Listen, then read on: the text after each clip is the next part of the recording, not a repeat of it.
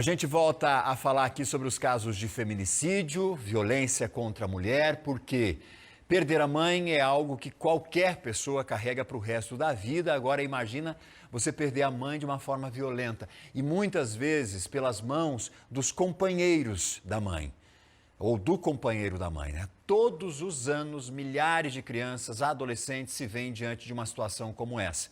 São os órfãos do feminicídio, que é um tipo de crime em que o Paraná, como eu disse mais cedo, é um estado que tem números altos, é o terceiro estado com mais casos registrados, isso só agora em 2023. Luana Cafácio, de 20 anos, morta sufocada pelo companheiro em Mamborê, no noroeste do Paraná. Deixou um filho de 1 ano de idade. Priscila da Silva, de 27 anos, morta a facadas pelo ex-marido na frente dos filhos de 2 e 6 anos de idade em Luisiana, também no noroeste do estado. Tassiana dos Santos, de 26 anos, estrangulada pelo namorado em Cascavel, no oeste do Paraná. Deixou 2 filhos de 2 e 5 anos. Vanessa Camargo, de 24 anos, morta a tiros pelo ex-companheiro em uma clínica em Araucária. Ela estava com um bebê de 1 mês no colo. Suelen Rodrigues, de 29 anos, assassinada pelo ex-marido enquanto levava os filhos para a escola em Curitiba. Os filhos de Suelen, de 7 e 10 anos, viram o pai matar a mãe. O homem está preso. Hoje, os pequenos vivem com a irmã da mulher, que já tinha 4 crianças. Quando a gente toca no assunto da mãe deles, eles evitam de falar. Eu acho que é pelo trauma que eles passaram ali, que eles estão passando, né? Que esse aí eles vão ficar com esse trauma pro resto da vida. E a gente olha ali tanto para os meus sobrinhos e ver o rostinho da minha irmã ali e saber que tem um pedacinho dela aqui com a gente e ela não tá mais aqui, né? Paraná ocupa a 3ª posição no ranking de feminicídios em todo o Brasil, considerando os casos tentados e consumados nos primeiros 6 meses de 2023. Os dados constam no relatório do Monitor de Feminicídios, elaborado pela Universidade Estadual de Londrina. As mães perdem as vidas, os pais, quando sobrevivem, vão presos e as crianças ficam.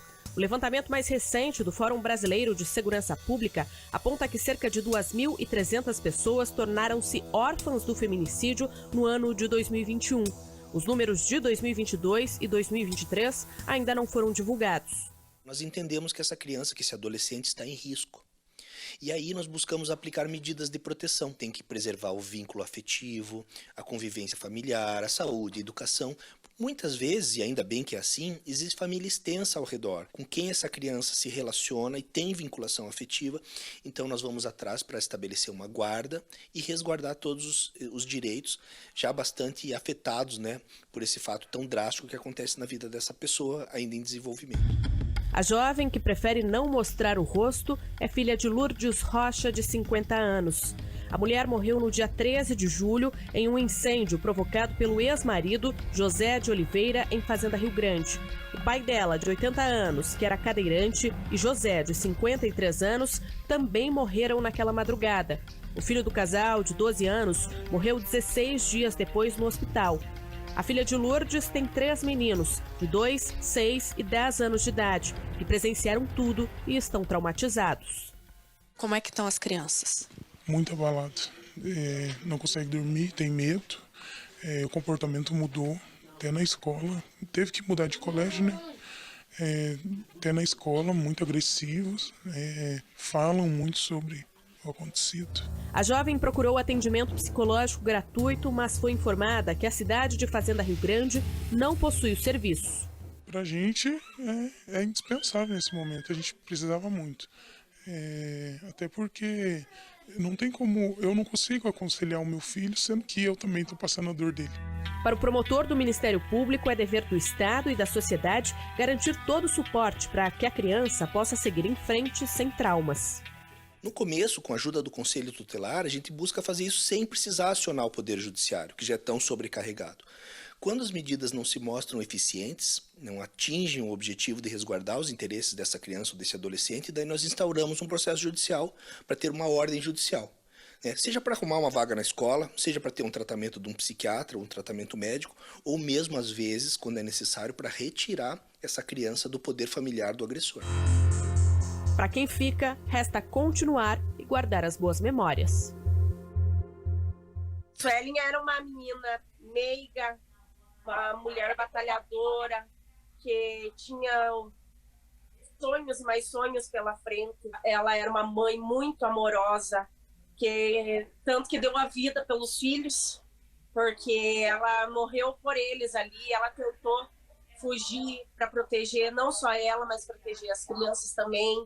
A minha mãe sofreu todo esse tempo e não demonstrava. Minha mãe era uma pessoa muito alegre, muito para cima. Ela se dá muito bem com todos nós irmãos. Sobre bens materiais, isso a gente constrói de novo. É a nossa família que se foi.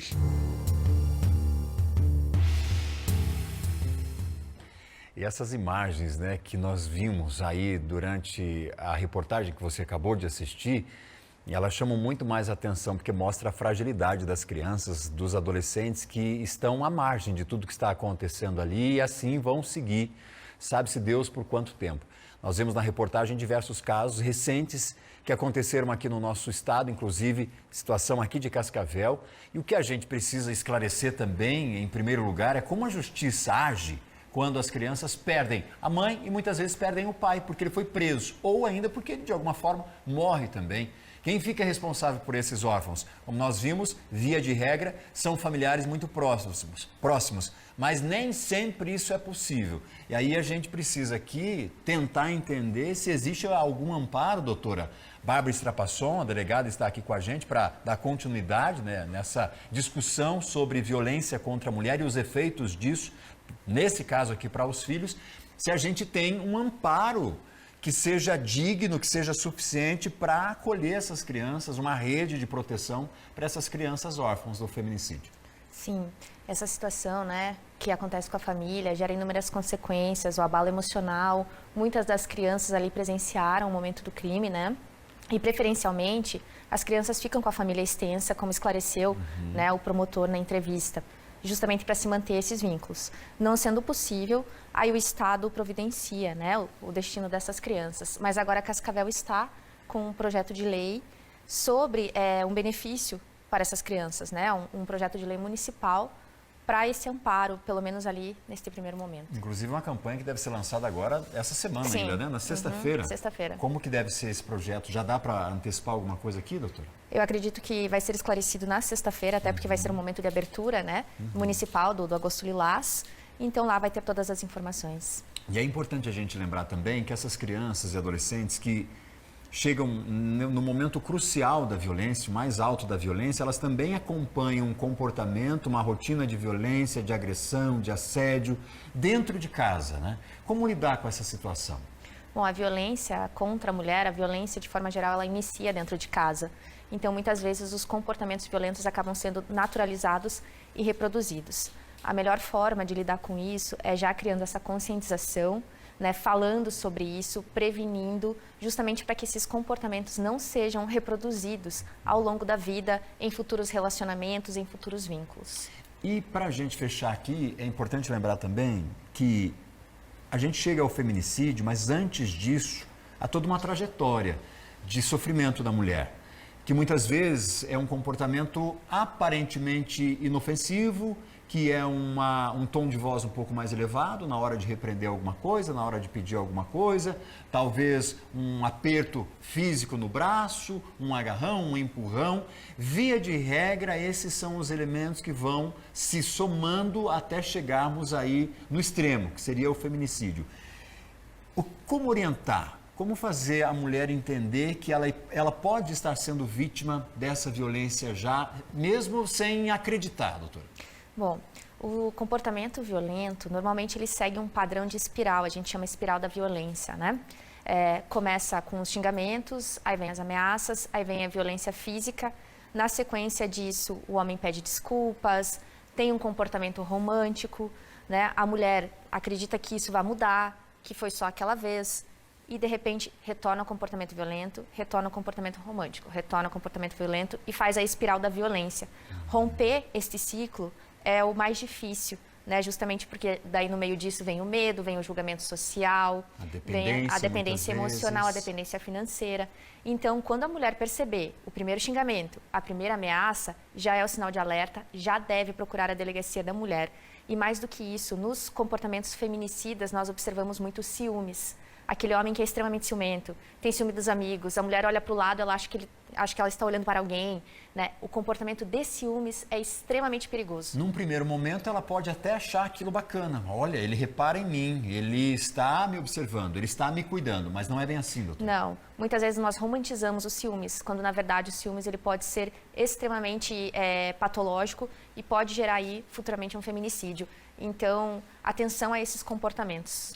E denuncie. Denuncie você que é mulher, que você que é agredida, você que sofre violência, você que presencia, você que vê qualquer tipo de comportamento estranho dentro de uma relação onde a mulher tem sido de alguma forma vítima. Faça a sua parte, é preciso que as autoridades saibam.